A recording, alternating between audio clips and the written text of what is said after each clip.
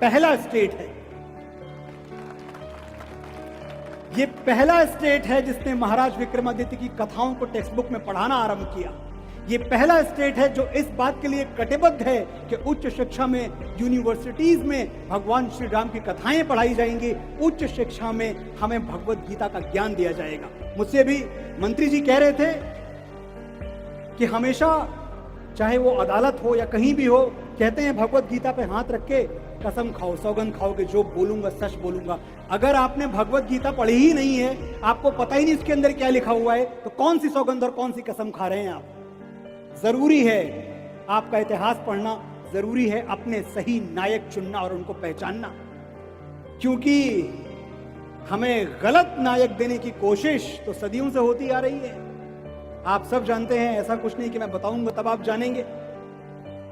यही जहां मैं इस वक्त खड़ा हूं, 800 साल पहले इल्तुतमिश नाम के एक डकैत ने, जो खुद को बादशाह कहता था, हमारे महाकाल का मंदिर तोड़ दिया था। आप जानते हैं, कोई नई बात नहीं बता रहा हूं मैं आपको। एक लोहे का स्तंभ हुआ करता था यहां, मैंने सुना है, और मैंने कुतुब मीनार के बगल में वो स्तंभ देखा भी है।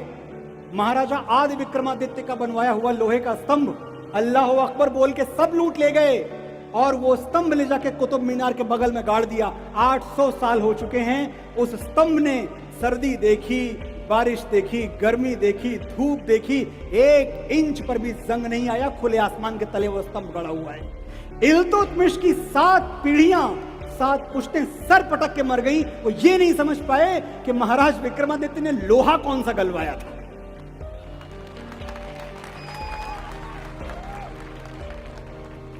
और ये लोग हमें क्या बताते हैं कि अगर खिलजी नहीं आते, अब्दाली नहीं आते, शेरशाह सूरी नहीं आते, अकबर नहीं आते, तो हम कबीलों में रह रहे होते, हम पत्ते लपेट के आग जला के नाच रहे होते। इन मूर्खों को कौन बताए कि इनकी पैदाइश के हजारों वर्ष पहले मोहनजोदाड़ो हमारे यहां था।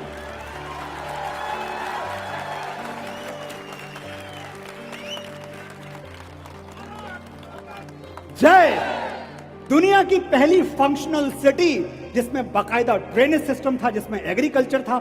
आज आप एक विकसित जगह पे, एक विकसित शहर में, नगर में जो व्यवस्थाएं देखते हैं, वो सब व्यवस्थाएं 5000 साल पहले हमारे यहां मोहनजोदाड़ो में हुआ करती थी। और ये हमें बताते हैं कि हमने तुम्हें शिल्प दिया, हम ना आते तो तुमको पोइट्री नहीं आती, तुमको कविता नहीं आती। कालिदास हमारे यहां हुए हैं, कविता हमने इनसे सीखी है, बताइए। ये हमें कहते हैं कि भाई हम आए तो हमने ये जो बड़े बड़े आर्किटेक्चरल जो स्ट्रक्चर्स बनवा दिए, डिजाइनें बनवा दी, लाल किला बनवा दिया, ये बनवा दिया, वो बनवा दिया। कुछ कहीं से चीख हुई, वैसे चीख कहीं से हो भी रही होगी, ये बात भी सही है।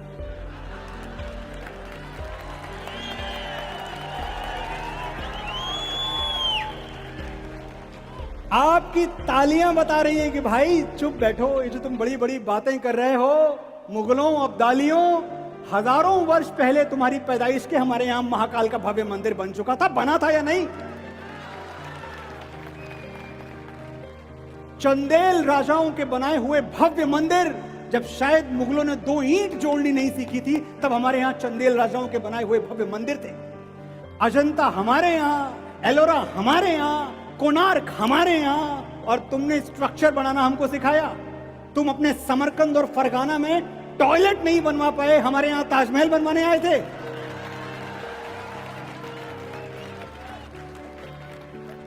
और ये बात सच कह रहा हूं मैं, प्रैक्टिकली रिसर्च के आधार पे बता रहा हूं। जब हमारे यहां इतने भव्य आकृतियां, इतने भव्य मंदिर बने हुए थे, ये बाहर खुले में शौच करते थे। समरकंद और फरगाना की कहानी है ये, और बात निकली है, निकल पड़ी है तो बात दूर तक जाएगी। ताजमहल की बात निकल पड़ी है। 17वीं शताब्दी में जब शाहजहां ताजमहल बनवा रहे थे, पता नहीं आप में से कितनों को पता है या नहीं पता है, ये वो पीरियड था, ये वो दौर था जब इसी हमारे आपके भारत देश में 35 लाख लोग भूखमरी का शिकार होकर दम तोड़ चुके थे, भूख से मर चुके थे। ऐसे आलम में एक राजा, एक बादशाह क्या करता है, उस जमाने के 9 करोड़ रुपए एक मकबरे पे खर्च कर देता है, जिससे पूरे देश की गरीबी मिट सकती थी। एक तरफ हमने महाराज विक्रमादित्य को देखा और एक तरफ इन लुटेरों को, इन डकैतों को देखा। ये भी हमारी बदकिस्मती है।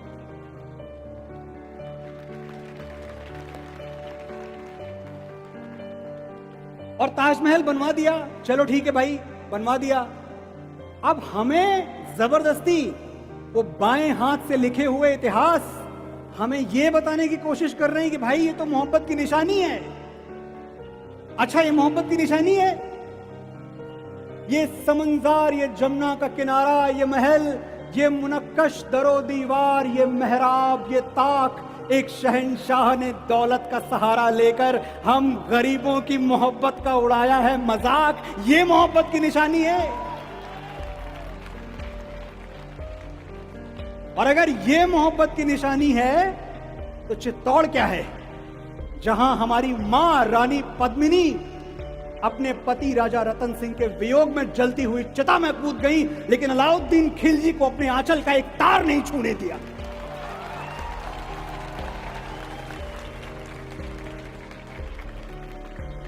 प्रेम की निशानी चाहिए, प्रेम की निशानी जानना है, वो पुल देखिए जो हमारे भगवान श्री राम ने अपनी प्राण प्रिया पत्नी सीता को रावण के चंगुल से छुड़ाने के लिए समंदर के सीने पे बांध दिया, वो है प्रेम की निशानी। हमें आप दिखाते हैं जोधा अकबर, हमें आप दिखाते हैं सलीम अनारकली, अरे छोड़िए मोहब्बत की झूठी कहानी पे रोना, बहुत सारी सच्ची कहानियां हैं हमारे पास। और मेरी यहां बहनें बैठी हुई हैं, मैं ये सचमुच कहना चाहता हूं, मेरे नौजवान साथियों से मैं कहना चाहता हूं, इस भरम को तोड़ने का समय आ गया है। आपके नायक, आपके नितांत निजी नायक आपके अपने पास हैं। आपको मांगे तांगे का नायक नहीं चाहिए, आपको उधार के हीरोज नहीं चाहिए, आपको उधार की कहानियां नहीं चाहिए और झूठी कहानियां आपको नहीं चाहिए। प्रेम सीखना है, सीखिए भगवान राम से, दुनिया के सबसे बड़े असुर से, जिसने ग्रहों नक्षत्रों को कैद कर रखा था, उससे जाके भिड़ गए अपनी पत्नी को छुड़ाने के लिए भालुओं बंदरों की सेना लेके। क्या था उनके पास? इसे कहते हैं प्रेम, ये हुई मर्दानगी। विश्वास सीखना है, मां सीता से सीखिए। वही अशोक वाटिका जहां रावण उन्हें यातनाओं पे यातनाएं दे रहा था, कम्युनिकेशन नहीं था मां सीता और राम के बीच में, पता नहीं था कि भगवान राम चल चुके हैं, आ रहे हैं या कभी नहीं आएंगे, कुछ नहीं पता था। और रावण हर दिन आके कहता, देखो मेरी ओर, मैं रावण हूं, मैंने ग्रहों नक्षत्रों को कैद कर लिया है, मैंने देवराज इंद्र को हरा दिया है। सीता, तुम्हें मेरी कैद से छुड़ाने वाला इस ब्रह्मांड में कोई नहीं है। सोचिए, मां सीता का विश्वास क्या डगमगाता नहीं होगा? क्योंकि रावण बात तो सही कह रहा था, रावण की बात में कुछ गलत नहीं था, लेकिन मां सीता आंखें मिला के कहती थी, मेरे राम मुझे लेने आएंगे रावण, देखता रह जा। यह था एक सुहागन का विश्वास। और इस विश्वास की पराकाष्ठा देखिए, इसके बाद शायद हम अपना आज की सभा खत्म करें। इस विश्वास की पराकाष्ठा देखिए, जब महाबली हनुमान अंगूठी लेके आते हैं और बताते हैं मां सीता को अशोक वाटिका में कि मैं दूत हूं राम का, तो एक बात और कहते हैं, सोचिएगा, वो कहते हैं, मां मेरे कंधे पे बैठो, मैं आपको उड़ा के ले जाऊंगा भगवान राम के पास, मुझे कौन रोक सकता है। और बात सही भी थी। आपने कभी सोचा है कि उस दिन मां सीता हनुमान के साथ जा सकती थी, क्यों नहीं गई? क्योंकि मां सीता ने हनुमान से एक बात कही थी, हनुमान, मेरे पति की चौखट से उठा के ले गया था मुझे रावण, मैं उस चौखट पे वापस तभी जाऊंगी जब मेरे पति मुझे लेने आएंगे। ये था एक सुहागन का विश्वास अपने सुहाग पर। वो यातनाएं सहती रही और मन ही मन राम से कहती रही कि राम पिया, तुम्हें सिया बुलाए। प्रेम सीखे। आखिरी बात मैं कह के आज की शाम के लिए आपसे आज्ञा लूंगा, और वो बात कहनी जरूरी है। जी कुछ कह रहे हैं आप? चलने दूं मैं? ठीक, बिल्कुल बिल्कुल, चलिए, फिर क्या, चलने देंगे जी। हाँ, तो ये कहानी आगे बढ़ाते हैं ना। जिन रातों में चांद निहारा, उन रातों की तुम्हें कसम है, और न बहने दो ये नैना, बरसातों की तुम्हें कसम है। पूछ रही हैं बिरहन आंखें, कब तोड़ोगे मेरी सलाखें, जिनसे धनुष तोड़ा था तुमने, उन हाथों की तुम्हें कसम है।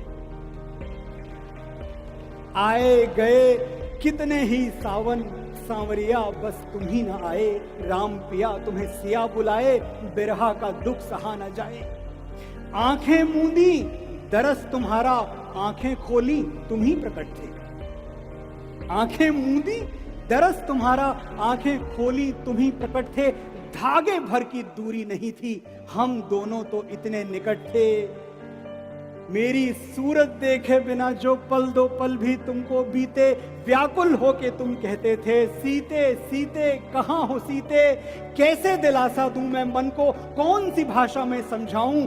लक्ष्मण रेखा लांग गई थी, विधि की रेखा लांग न पाऊं। मेरे तुम्हारे बीच में रघुबर इतने पर्वत कहाँ से आए।